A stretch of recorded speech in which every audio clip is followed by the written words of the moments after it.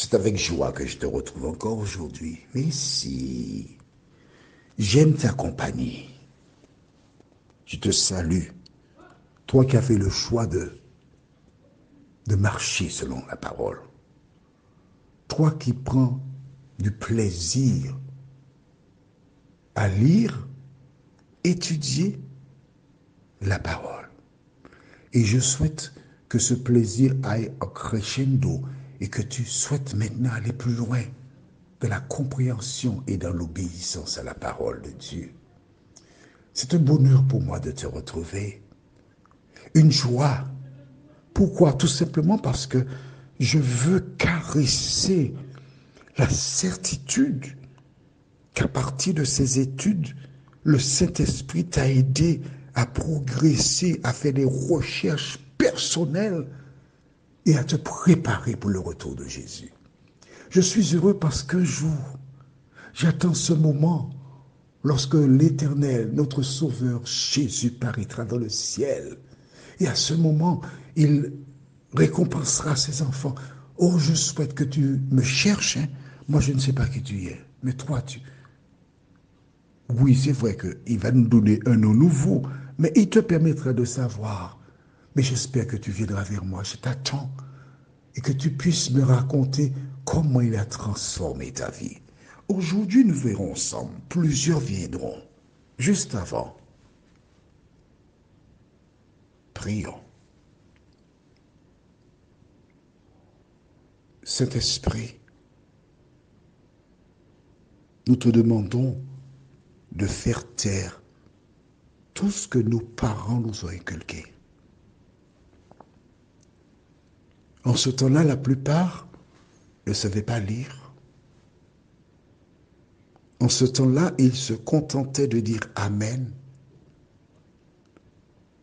Ils se contentaient d'appliquer ce que des hommes inculquaient sans support. Mais aujourd'hui, Seigneur, tu as mis à notre disposition la Bible, ta parole. Merci de nous aider à l'appliquer, l'écouter. Merci d'extraire de notre cerveau tout ce qui n'est pas de toi, nous t'en prions. Au nom de Jésus pour ta gloire éternelle. Amen. Rappelle-toi, nous avons vu hier au verset 3 de Matthieu 24. Puis, comme il s'était assis au mont des Oliviers, les disciples s'approchèrent de lui à l'écart pour lui demander, dis-nous, quand cela arrivera et quel sera le signe de ta venue et de la fin du monde. Hier, je te disais que nous verrons aujourd'hui. S'il n'y a pas de fin du monde, Jésus, logiquement, le dira, mais non, ça n'existe pas la fin du monde. Mais non. Mais ils se posent une question. Mais ils avaient la certitude puisqu'ils déclarent quel sera le signe de ta venue et de la fin du monde. Ils savaient que Jésus devait partir et revenir, et à son retour, ce serait la fin du monde. Est-ce que c'est clair pour toi? Tu as bien compris ça? C'est ce qu'ils croyaient. S'ils sont dans l'erreur, logiquement, verset 4, Jésus répondrait, la fin du monde, ça n'existe pas. C'est un mythe, comme déclarent certaines personnes. C'est une fiction. C'est ce qu'il devrait dire. Mais que dit-il? Lisons à partir du verset 4. Jésus leur répondit, prenez garde que personne ne vous égare. Attention. Là, Jésus ne parle pas aux disciples. Ils sont morts depuis 2000 ans. Jésus s'adresse à toi, à moi. Il dit, prenez garde que personne ne vous égare. S'il dit, pas s'il, puisqu'il a dit, il dit que personne ne vous égare, cela veut dire tout simplement que Jésus sait qu'il y a des femmes et des hommes qui vont égarer des personnes qui sont sincères. Est-ce que tu es d'accord avec moi? La première chose qu'il énonce, prenez garde que personne ne vous égare. Comment peux-tu faire pour ne pas t'égarer? Aujourd'hui, il y a ce qui s'appelle Waze. Tu vas aller quelque part, tu as ton portable, ton smartphone, et tu tapes, il faut avoir l'application déjà dessus, et tu tapes, par exemple, Fort-de-France, destination Paris. Waze ne va pas te dire de prendre, prenez à gauche, prenez à droite. Non, non. On te dira, va prendre un avion. Waze te dira, va prendre un avion pour te rendre sur la métropole. D'accord? Mais si tu es sur la même ville, et tu fais la demande, alors Waze te conduira à bon port. D'accord? Tu ne peux pas t'égarer. Par le passé, nous avions des cartes. Et en suivant la carte, certaines personnes trouvaient le moyen quand même de s'égarer. Aujourd'hui, toi et moi, nous avons la Bible. Et c'est elle qui nous permet d'arriver à bon port. La première chose que Jésus déclare, que personne ne vous égare. Pourquoi? On continue verset 5. Car beaucoup, pas un ni deux noms, il dit, beaucoup viendront sous mon nom et diront, c'est moi le Christ. Alors ils égareront bien des gens. C'est Jésus qui a dit cela. Jésus a déclaré que beaucoup de personnes viendront et diront, c'est moi le Christ. Est-ce que tu entends cela?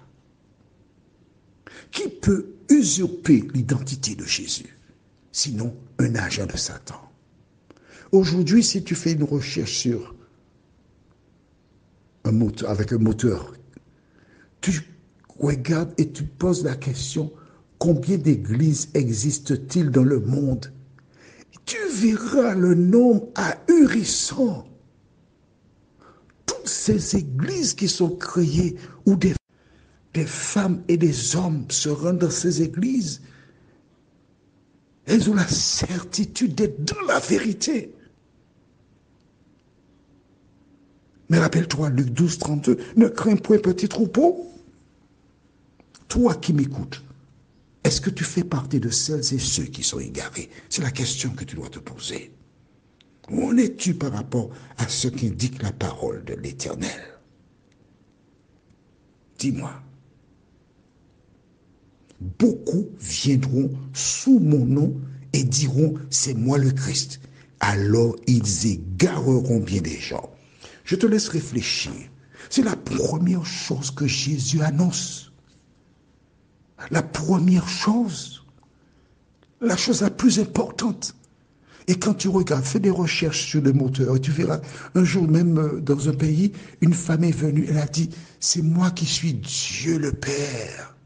Elle a présenté un acolyte disant, c'est lui qui est Jésus de Nazareth. Et des milliers de personnes suivaient ces gens-là. Tu n'as qu'à faire la recherche soi-même, va sur Internet, cherche femme qui s'est déclarée être Dieu le Père. Mais entre-temps, tu sais quoi? Elle est morte, cette femme. Elle est morte. Mon ami, fais des recherches. Chaque fois que nous verrons un signe, va sur Internet, fais une recherche pour voir si ce que Jésus avait annoncé depuis des années, si cela s'est réalisé ou pas. Prions. Seigneur, merci pour la parole. Merci pour Jésus. Merci pour les signes que nous sommes en train de découvrir. Merci de nous aider, Seigneur, jour après jour, à lire la parole. Car toutes celles et ceux qui lisent la parole ne seront jamais trompés, mais elles seront protégées. Éternel, la voie de la facilité permet aux uns et aux autres de se contenter d'écouter des prédicateurs. Mais Seigneur, nous voulons écouter Jésus. Nous voulons lire la parole de Jésus. Nous voulons laisser le Saint-Esprit nous conduire dans le chemin du salut. Merci Seigneur de nous aider à lire et à obéir à la parole, nous t'en prions. Au nom de Jésus et pour ta gloire éternelle. Amen. Que l'Éternel continue de bénir ta journée. Et on se retrouve demain, si Dieu nous prête vie.